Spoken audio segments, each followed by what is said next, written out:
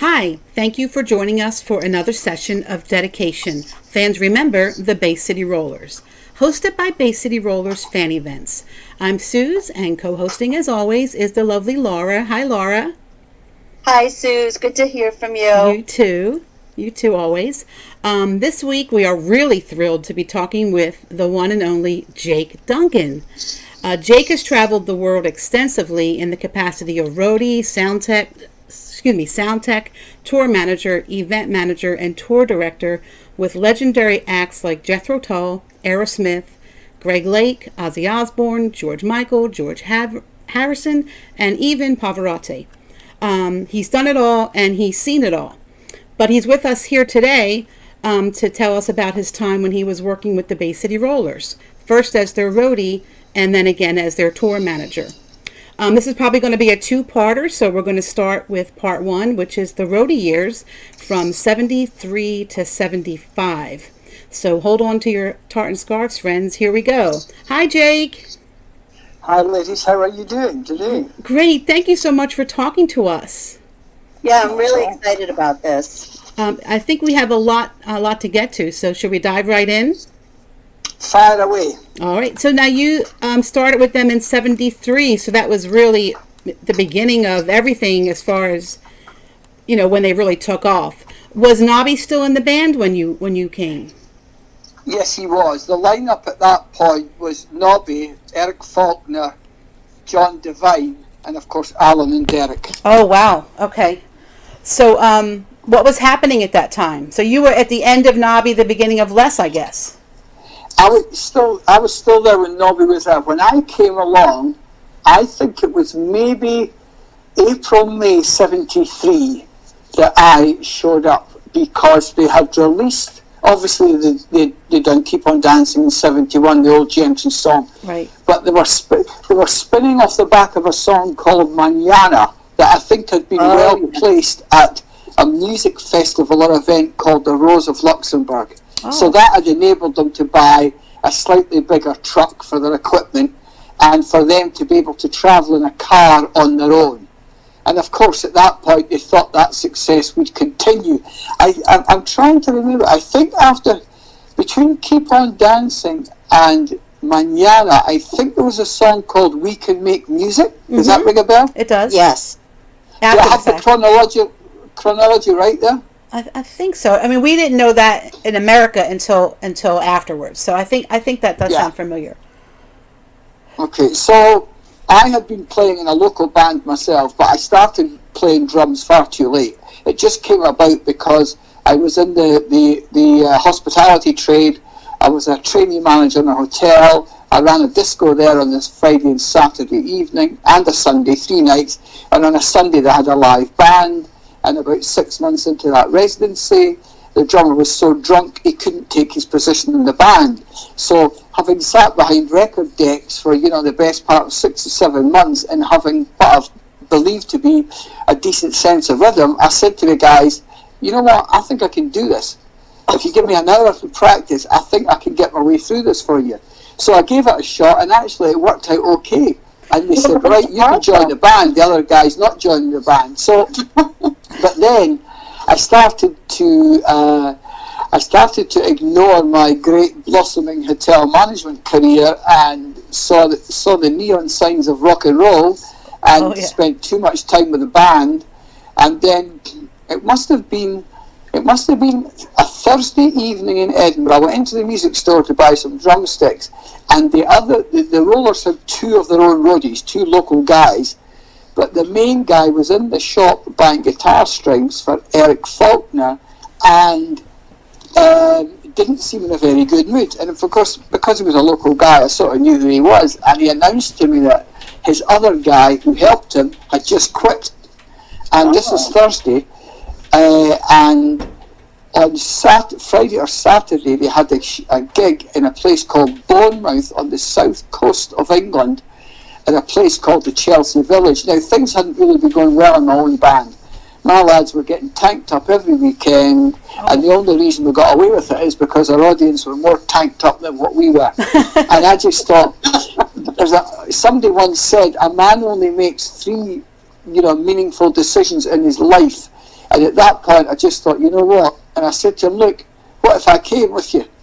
And he said, what, you'd come with me? Like, we're leaving, like, in about 3 or 4 hours, you'd have to go with me. And I went, yeah, I want to do it. Now, my band had a gig the next night, so there was some wanted posters stuck up around Edinburgh for a good few weeks. Oh, no. But, well, something just said to me, if you don't do this now, you'll never. I mean, I can't credit myself with. I mean, what was it, 2021? I can't credit myself with enough smarts to know that was a good move at the time.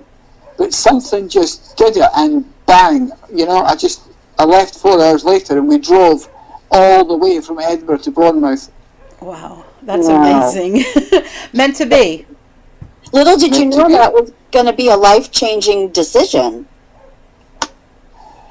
No, I didn't. I mean, I was just too young. I mean, I wanted to get ahead in the business, but I could see something told me. And again, where such insight came from at such an early age, I cannot recall for the life of me. But something just told me that here was a chance. I mean, they were a local band, but they had quite a name. Although they'd been going since '65, Keep Up and Dancing had got into the charts. They'd done well off the back of that. So they were a successful local band. Yeah. There's a lot of buzz about them.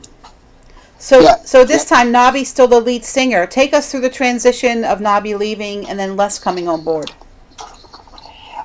I don't remember much about it. I remember going with Tam Payton down to a place, funny enough, that's not far from, I'm in a place called Dunbar in East Lothian, 23 miles sort of south-southeast of Edinburgh, right on the coast.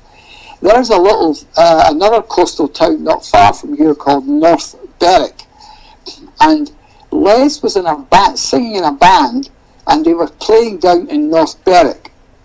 So at that point, if I recall correctly, so this is a long time ago, there was some bad blood, definitely between Tam and Nobby. And I don't know whether at the time Nobby felt he could go on to do something else. There might have been something in the offing. I don't know. I mean, I'd only joined the band a few months ago, so I didn't really get too embroiled in things like that. But I do remember going to watch Les McEwen in his own band in this town that's about 20 minutes drive from here.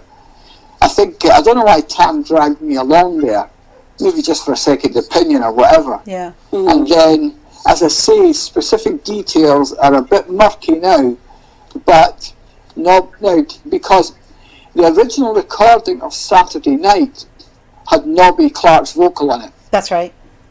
Oh, yeah. And the initial pressings of Saturday Night went out with his voice on it. Right. But if I'm not wrong, I don't think we ever did any promotion, any visual promotion with Nobby singing that song. Yeah, I don't think it went anywhere in the UK, did it? I mean, of course it did not. Yeah. It did not, yeah. Which is incredible when we know later what happened in the US with it, Exactly. That was our beginning. So that's 73. Remember was released as a single, but that had Les's vocals at the time, right? Pardon me? Remember came out in 73. Was that still Nobby singing, or was that when Les had come in? I think definitely the early pressings of Saturday Night had Nobby on it. I think Les was on Remember from the start, but I'm not technically 100% sure. It was one of those two songs where the initial pressings, it was Nobby's voice on the vocal. Definitely Manana and definitely Saturday Night the first time around was Nobby. Yeah, okay. So whether or not he got it, because Remember must have been released technically late 73, I would think. Mm-hmm. December 73 maybe. And by, I think, I sent a little pic of my diary earlier. Did you see that 2 pages of the diary I sent where it shows us I'll add it to the video. That first Top of the Pops? Yeah. I've left it upstairs in my office, but I feel that, I think it was early February that song went into the charts, and then it peaked at something like 5 or 6 maybe. Wow, that's a few amazing. weeks later. That's amazing. So at that point, did you think that, Les was the ticket to that, or was it just going to happen anyway? Or did you think that, that was the real start of something when he came on board as singer? Well, there was definitely some nerves emanating from within the band. I do recall whether there was conversations would it be in the van coming back from a gig, but around about the time of Saturday night, it was pretty much, look, because I think, obviously we know Keep On Dancing was first, and We Can Make Music was either second or third, and Mañana was second or third. Mm-hmm. So this was their fourth single, and I think the feeling in the band was, look, this is it, here we are 9 years later. Yeah. If this doesn't work, we're pretty stuffed here. Yeah. Yeah.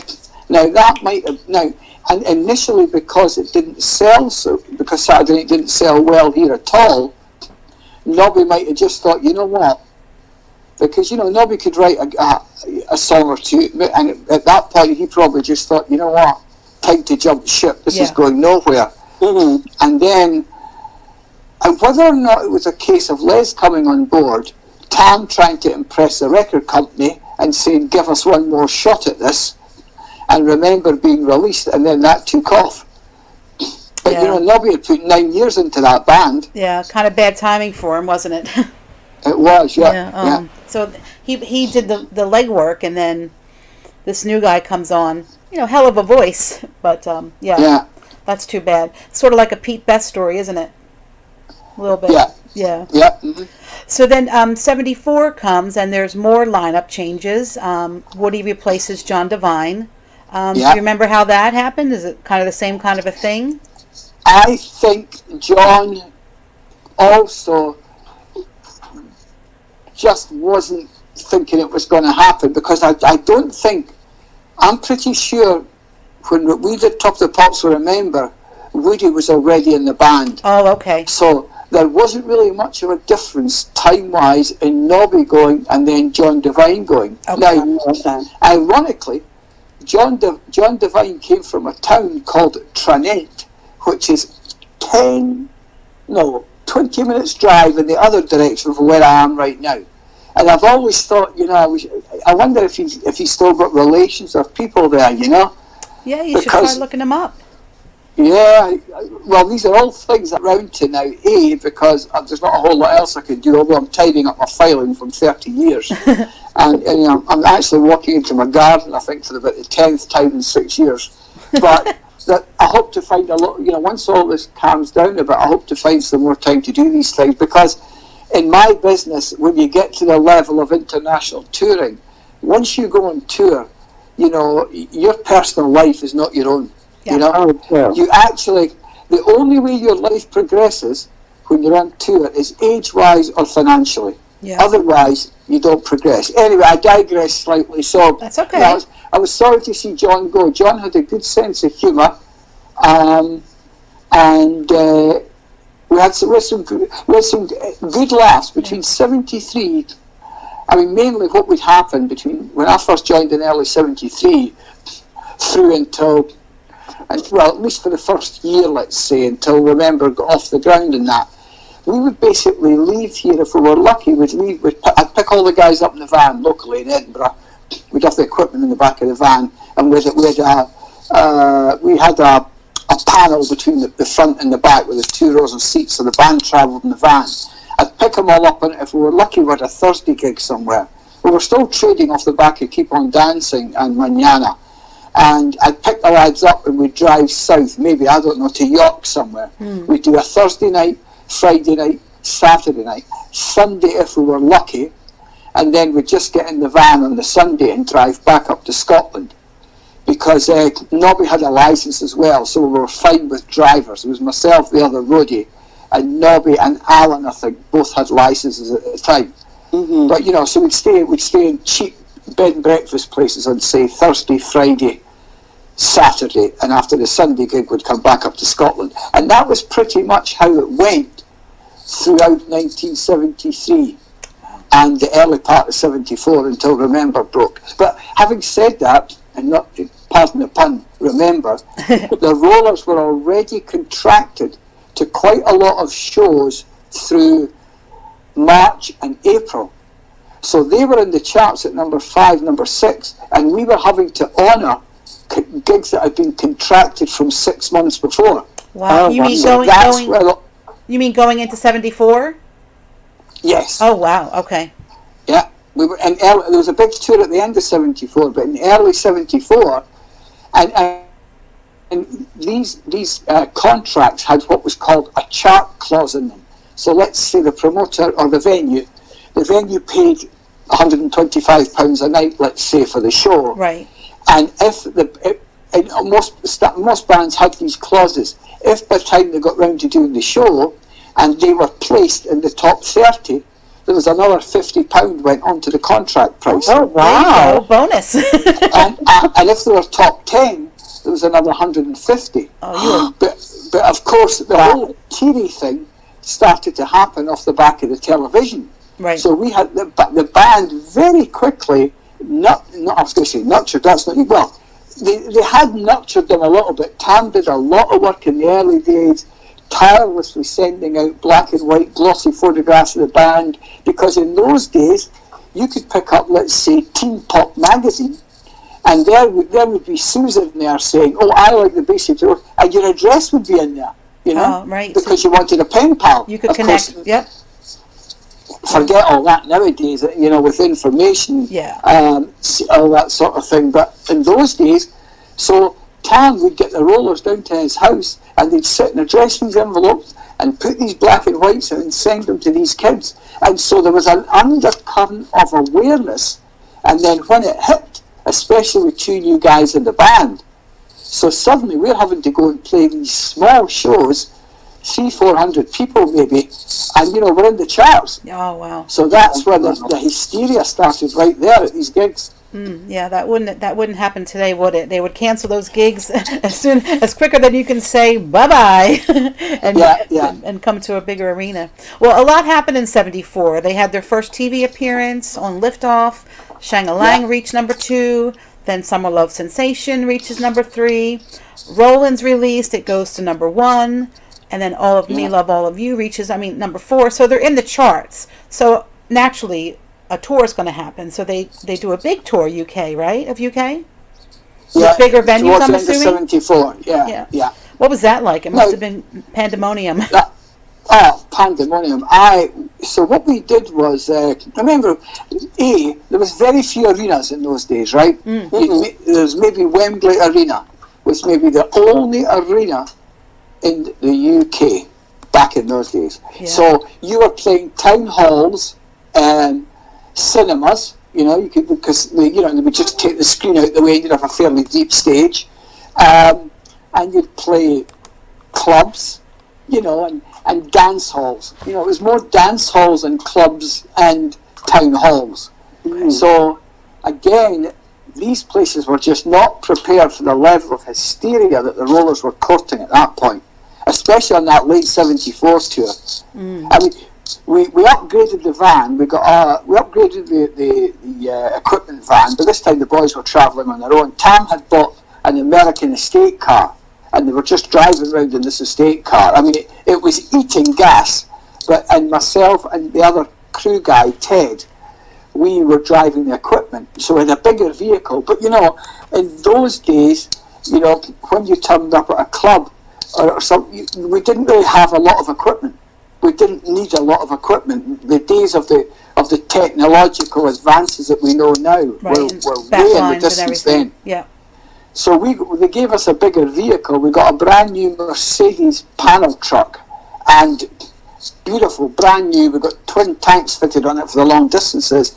And within about the first week, when we played the first show, one of the girls had come out and written something on the van in lipstick. You know? Oh yeah. I love Woody or something. Okay. Yeah. So of course we just take delivery of this van, about this truck, about to our pride and joy. So you know, we found some acetone or something that wouldn't damage the paintwork, but would get the lipstick off. But then, you know, 3 nights later we hadn't got it off totally. 3 nights later we came out, and another 4 or 5 girls had done it, and it got to the point where we just couldn't keep up with it.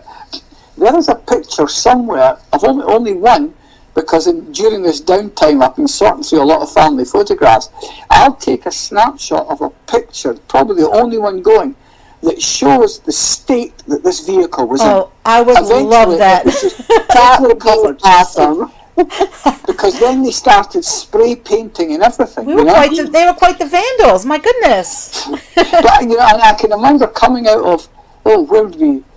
Leeds warehouse or something, and because the girls were so desperate to get anything to do with the band, etc., we couldn't get the back door open, and discovered, thank God, there was a side door on the truck, a sliding side door, because a girl had taken a pair of manicure scissors to try to force the lock on the back door of the truck, and the scissors broke, and the points of the scissors were stuck in the lock. No. The door open. Oh my gosh. So these were just regular occurrences. But I have to tell you, at that point, I was making the princely sum, stand by your beds here, of £12 per week. Whoa.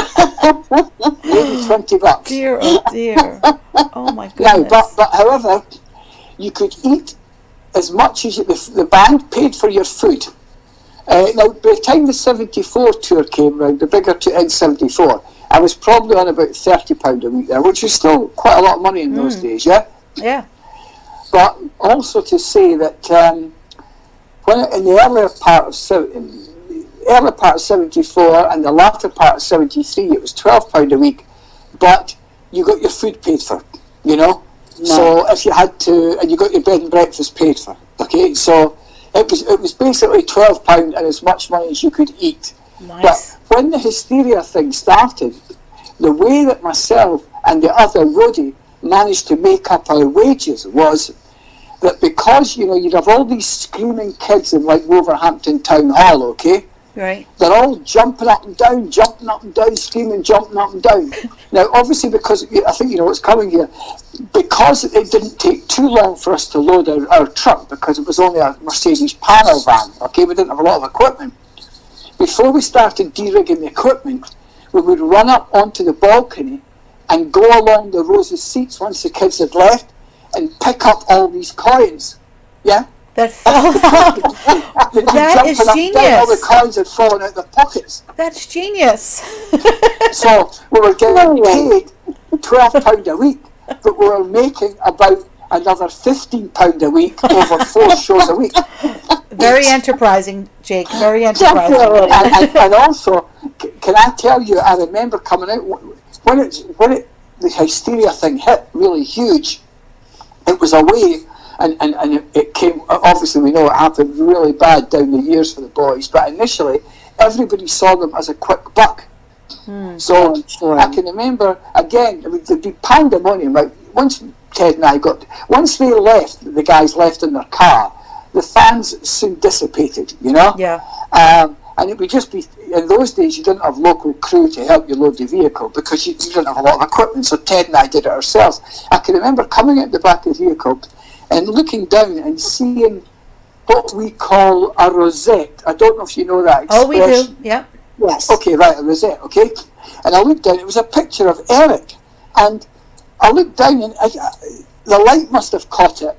And there was two small staples. So it was a tartan rosette, okay? Tartan, right. With Eric's picture, maybe the size of a silver dollar, okay? Mm-hmm. In the middle of the rosette. But I thought I saw maybe a couple of staples there. So I picked it up and I picked the staples off, right? And Eric's picture fell off and there was a picture of Rod Stewart behind him. Oh no! Poor Rod! So some enterprising merchandiser, had an excess of Rod Stewart rosettes, okay, because of the tartan, the connection to Scotland. Absolutely, wow. They've just gone and got these pictures of the guys, they've cut them out about silver dollar size, and they've stapled them into the middle of a Rod Stewart rosette. That is incredible. All right. I wonder what Rod will have to say about that. I'll have to give him a call and see. Yeah. Oh dear. So sadly, on a more somber note, that was the very early stages of people taking advantage of this band financially. Absolutely. And you know where that eventually led, sadly. Yes, oh, sadly. Absolutely. Yeah, that's terrible. So when this is happening at this stage, are you and the guys just freaking out in a good way, or are you freaking out in a bad way? Like, is it scary or is it exciting? It's adrenaline pumping. Yeah. Yeah. So once you get away from the girls, you can kind of breathe a sigh of relief and just continue on to the next town. Yeah, I mean, we would, now remember in those days, as I explained earlier, they've contracted a lot of shows before Remember became a hit, right. And they were just desperate to do whatever they could. We were doing some long distances. I mean, back in those days, I was fried, I mean, hallucinating on the freeway, I'm not proud of it, I've had situations where, we're playing Dundee one night, okay, which is 50 miles north of Edinburgh, okay?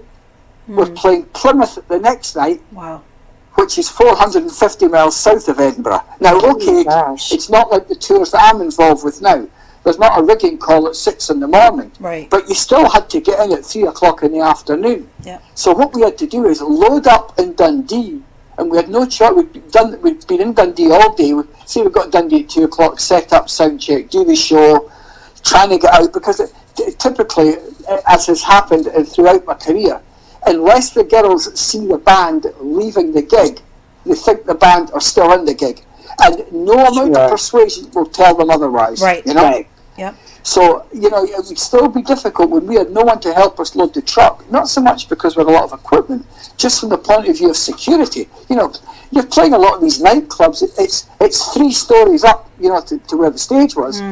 And you've got to carry a Marshall 4x12 cabinet on your back down. So you've got to keep locking the van as you're going up and down. So all these things delayed our departure from the show. So we would leave somewhere like Dundee at 1 o'clock in the morning, and we would drive over 500 miles, to get to Plymouth. And I have in the early days, the only freeways in the UK were the M1 that runs from Sheffield to London, and the M6 that goes from Carlisle to London as well via Birmingham. So I can recall being on that M6 and seeing a London bus driving across in front of me. It's a hallucination, of course, yeah? Oh, sure. Dear. I remember seeing a giant rabbit, like a 20-foot tall rabbit, Jake, sitting in the middle lane. Oh, you poor thing. And I was in the middle lane, and thank God, at 3 o'clock in the morning, the freeways are quite quiet. So I actually drove around the rabbit, although he was never there. Wow. Yeah, sleep deprivation is really no joke, is it? And when you're driving, it's just so easy to nod off or whatever. You guys were lucky. Yeah. Dear. Yeah. Well, that paints a picture of what that tour was like, doesn't it? Giant rabbits and buses that aren't really there. And remember, something else to plug into this scenario of the 274. There was no such thing as companies like Showsec or 4DS or these professional security companies. They did not exist. Oh, that was you, right? You were the security. It was me and Ted, and the venue would give the local rugby club a call, okay, and get 6 of the guys to come down and sit along the front of the stage, and listen guys, we can't really pay you, but you can drink whatever you want, Yeah. So if we had an opening act, by the time we got on, these guys have all had 2 or 3 litres of beer, so they're really not that sharp. Yeah. In fact, in one of the photographs that I sent you, you'll see that was in you'll see me standing at the back of the stage on the left of the photograph, okay? Yeah. I'm just looking now. I think maybe, Woody is actually playing a mandolin there. Okay. He's playing yes, Woody's playing a mandolin and Eric's playing violin, and I think that was a song. That was a song by a band. Now, you go with me here for a minute. You can check this later. I think the band was called East of Eden. In fact, I've got my computer in front of me, so as we're talking, the band was called East of Eden, and they had a hit called Jig a Jig. And I am sure that's the song the lads were playing there. Oh, wow. It was called Jig a Jig. As we talk very quickly, I'm just going to put this band East of Eden go right into on. my search box. east of Eden, okay? East of Eden rock band, here we go, and it was called Jigga Jig. Yeah. Yep. Oh, that's They were cool. the top 10 hit in 1970 with the band. That's amazing. Jigga Jig. And you know what the oddest thing is? On the Wikipedia feed, okay, the guy in the middle of the band, I've just seen this now, has got a passing resemblance to Nobby Clark. Is that right? Just minor resemblance. See what you think when you look back. Yeah, we'll add that Just picture see to it the here. video so people can Well, see I'll what you're. post that up. So yeah, we'll add it so Yeah. we can see it. That's incredible. So this band was called, as I say, this band was called East of Eden. So that's what we were playing at the time. But in that picture, and you'll see, because it was an instrumental song, right? There was no vocals in it. That's why in that picture, Leslie's standing upstage right with a tambourine in his hand. Oh, I see. Okay. And in those days, you didn't mix the sound. You didn't mix sound from out in the hall. You mixed it from the side of the stage. So I am standing there at the side of the stage, controlling the stage sound. Mixing, bouncing, you do it all. Driving, you do it all, Yeah. Jake. And we'll get to That what else gig you do there, later. by the way, that is a gig in a place called Cleethorpes in England on the east coast, and that was the Cleethorpes Winter Gardens. Now, I want to get back to the security. Are the girls at this point jumping on the stage and trying to grab them and being thrown off, or has that not happened yet? Oh no, that's absolutely happening. Because if I kinda thought it was. The other photograph that I sent you, you'll see there's a bouncer standing almost behind Leslie on the stage, beside Derek. Did you see that? Yes, I see that picture. Yeah. You're And like you the can Secret see me, I'm Service. standing over on the left as well, right? Yeah. Okay, Yep, so I but, see. nowadays you'd never let anybody on your stage. Oh, never. But these guys needed to be on the stage because of these kids coming up on the stage. I mean, look, there's a perfect example. There's two guys down the front and meant to be helping with security. Okay, they've both got their shirts off because obviously there's no air conditioning in these venues, right? In fact, there's 4 security guys, 4 local lads. 2 have got their shirts off, and 2 have got black shirts over on the right. Okay. Yeah. What are 3 of those 4 guys doing? They're watching the band. they're not watching the crowd. They're watching the band. That's so funny. Well, like you said, a couple of drinks and a couple drinks in, they're not too focused. That's funny. Yeah. Wow. All right, so now we're coming into 75. Bye Bye Baby hits number 1. They start the TV series Shang-a-Lang. Were you involved in that? Yes, yeah. We did that in Manchester at Granada Studios, Granada TV Studios, and what we did, I think we did 3. I think it was a total of about 12 or 13 shows. We did it in 4 weeks because we were gigging. That's so what we did is, I think Monday, Tuesday, Wednesday, we went to Manchester and recorded the 3 shows. Went off and did gigs, came back again. I mean, I can remember coming up from Taunton in Somerset, I think, having played the show on the Sunday night, driving all during the night to get the equipment there for Monday morning, and then falling asleep in the producer's office in Granada TV. Myself and Ted, asleep on the floor in his office. We were that fried. Wow. That's a grueling schedule when you think about it. Doing, several shows, and then you have to turn right around and tape 3 TV shows. That was a lot. Yeah. That was mad. Now also, I can remember from there, at that time, Granada TV Studios was where they recorded the most famous British soap called Coronation Street. Right. Oh, yeah, I've And heard of that. they were quite short of dressing rooms, okay, because that was filming every day. So I think maybe they had the Monday off. So they were still short of dressing rooms there. So we ended up, I think Eric ended up in one of the wardrobe rooms, or all the boys. They were all in the same dressing. They ended up in one of the wardrobe rooms, okay? So now there was a famous actress, her name was Violet Carson. She's no longer with us. She started in the early days. Her name was Ina Sharples. The British, anyone in our demographic will remember this lady. And she used to go drinking to the local pub in Coronation Street. with her friend. Oh, what was her friend's name? Minnie Caldwell. Caldwell, okay? But in this dressing room, they had all this old clothes, and they had these underwear. Eric found this big pair of knickers, okay, that he figured must have belonged to Ina Sharples or Minnie Caldwell. Oh dear. So I think Eric was in one dressing room with Woody, and Derek and Alan and Eric were in the next dressing room. So Eric put the knickers on, right, ran into the corridor just to knock on the next dressing room door to let the guys go, look, I've got Ina Sharple's knickers on. Woody locked the dressing room door. So he was in the corridor for about 3 or 4 minutes with his famous actress's lacy knickers on. But thankfully nobody came down the corridor. It was funny as hell. Oh my God. Oh dear. Oh, he must have been panicking. But that was manic, because even in the TV studio, the kids would not stay in their seats. Now, there is some film somewhere, possibly on YouTube, of it just all going magically wrong in that TV studio. They'd start the song, and you know, you'd only be maybe 60 or 100 kids in the TV studio, just enough to give it atmosphere. It was a small studio. And the kids would be up on a gantry in seats.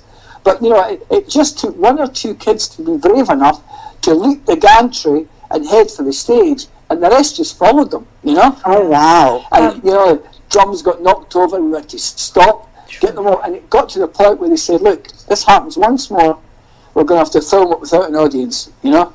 Well, but that was the level of hysteria we were dealing with regularly. Yeah, that actually happened. A friend of ours, Gail, she did a podcast a few weeks ago, and she would go to the Granada because she was from Manchester, and she said that the Christmas special that they did, it was filmed without an audience, and then they brought the audience in to watch it, but they were watching it as it already taped. In other words, they were watching a televised version of it, just so they could get the crowd reaction. And even with them not being there, it was crazy.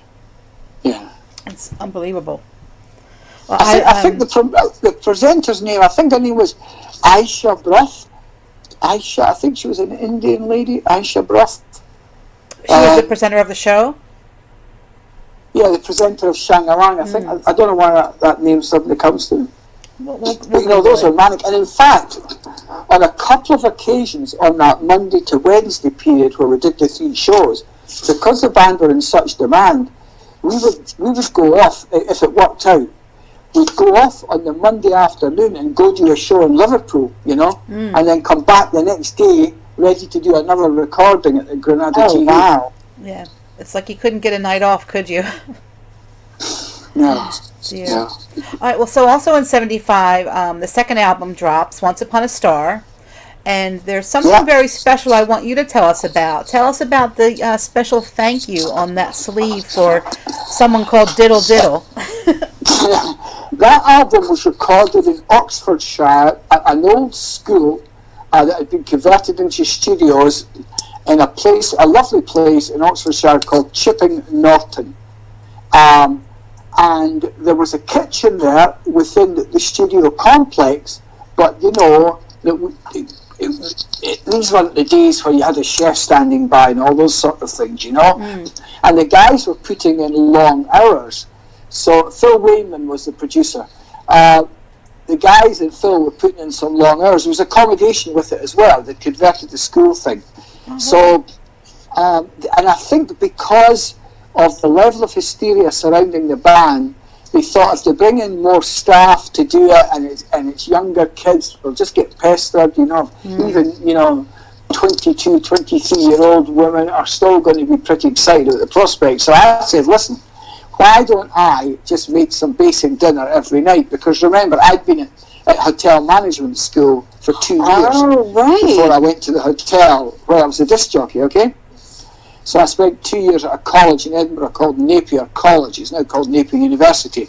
And I passed exams for restaurant practice and also for cooking.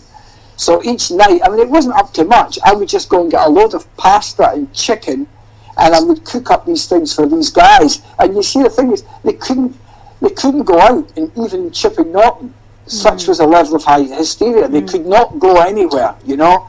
And we didn't have personal security in those days, you know. That was still something that was far off. It just, you know, you got security at the venues, and basically I had to look after them when we were out in public. So, you know, they just wanted to lock themselves into those studios. And so every night I would just cook up, you know, just a whole load of pasta and chicken, or, you know, I would do fish, or, you know. And of course, being Scottish, occasionally we'd just send me out to the local fish and chip shop. Oh, yeah. And I would come back with, you know, with armfuls of what we call fish suppers, you know. Yeah.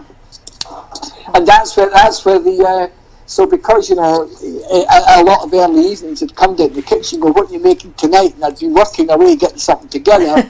And so when the album came out, they credited me as Jake Diddle Diddle. I think because I always had a wooden spoon in my Oh, I love it. You know, fame and fortune, eh? quite the Renaissance man. They were very lucky to have you, that's for sure. I mean, you really did it all, you know? Well, you had no choice, but you had to. It was somewhere to be. It was something to see. But you know, let me tell you that there's nothing more exciting. I mean, it is an exciting business, although it's hard work and long hours, as you know. But to be with, there's a lot of guys I've worked with over the years, and many artists, but they've not. Very few have experienced what I did. Was joining a local band that within a couple of years goes stratospheric, you know? Yeah. So you're there on the whole ascent. You are there watching this whole thing develop and just shoot towards the stars. No pun intended on that album cover. Yeah. But then there's nothing worse than being on the downside. Oh, I bet. Oh, absolutely. You know? And that comes later. Yeah, that will come later. Yeah. Do you remember much about the Mallory Park incident? Were you there? Mallory Park. Was that when they were in the boat in the middle of the trying to get to an island? Actually, if that came after the recording of Once Upon a Star, probably not, because that's when I had a difference of opinion. Okay. I think the guys were going to take a break after the album, and obviously there was a big tour coming off at the end, towards the end of 1974, starting say in October. The guys were going off, and I felt I should be paid for the time they were taking off, or at least paid part of my salary. And Cam Payton didn't think this was the right thing to do. And I'd seen a very odd thing that rarely happens, but they'd advertised for a band called Jethro Tull in a big music publication at the time called Melody Maker. And I'd written away, and I'd called the number, etc. And they'd asked me to come to London for an interview. And I got the opportunity of the job. And at that point, I mean, remember, I was fried, you know, and you know what it's like when you're fried? You're not dealing with a full deck, you know? I was fried. And I just thought, you know what, these guys are number 6 in the charts. Okay, they doubled my wages and a little bit more. Now I was on £30, but you know, I was doing everything. Right. And I just thought, oof, you know, and by that time, that was 2 years I'd had of it, you know. That's a long time. And it's a long time when you're going at that rate and you're dealing with the way things were back then. And remember, no mobile phones, no computers, nothing like that. No at Google all. Maps, nothing. Yeah. Yeah. So obviously you must have gotten the job with Jethro Tull and took it. I did, yes, I did. All right. Well, was it hard? Was it hard for you to leave the Rollers? It was. I don't think it's something I wanted to do, but then again, as I say, you know, I was not in the right frame of mind. Sure. I mean, you know, I don't know. I could probably only talk to Woody about it back then. I don't know if he'd remember, because over the period in that band, listen, this life on the road is about getting along with people that you wouldn't say hello to in the street normally. You know, that's what it's about. People in close confines, working 16 hours a day. You just learn to get along. But that doesn't mean that obviously you don't gravitate towards certain people that you have more of a relationship with for a whole host of reasons. Yeah, like a so connection. For me in that band, it was obviously, Alan and Nobby and John Devine are just, because they were the sort of older guys, you know. Mm-hmm. Sure. Eric was his own thing, and Eric never. Is it fair to say, would Eric mind me saying, it wasn't always rosy in the park between him and Leslie, you know? Yeah, sure. That's pretty common knowledge. Woody was young. A good musician for his age, but he was young, inexperienced, you know, so I caught sort of, you know, and Derek was the quieter of the two brothers. I mean, you know, in that first year I was with that band, you know, I mean, Alan was a bit of a party animal, and Derek was a stay-at-home type of guy. So the days would go by where those guys never spoke to each other, you know? Yeah. Sure. And it wasn't, I mean, it wasn't tension. They were just different guys, you know? Yeah. So I was more of an Alan, John Devine, Nobby Clark sort of guy, you know? Mm-hmm. So, you know, it's, but, you know, I mean, I got along with them fine, but, you know, there was always that underlying sort of minor friction thing with Eric and Leslie, you know? And I think, you know, Eric was more concerned about the band as a whole generally, because he'd been there a couple of years before Les showed up, or at least a year. Whereas Les had his own agenda, you know? Sure. Yeah, that's kind of a common theme as well. Yeah. I mean, it makes me tired talking about it.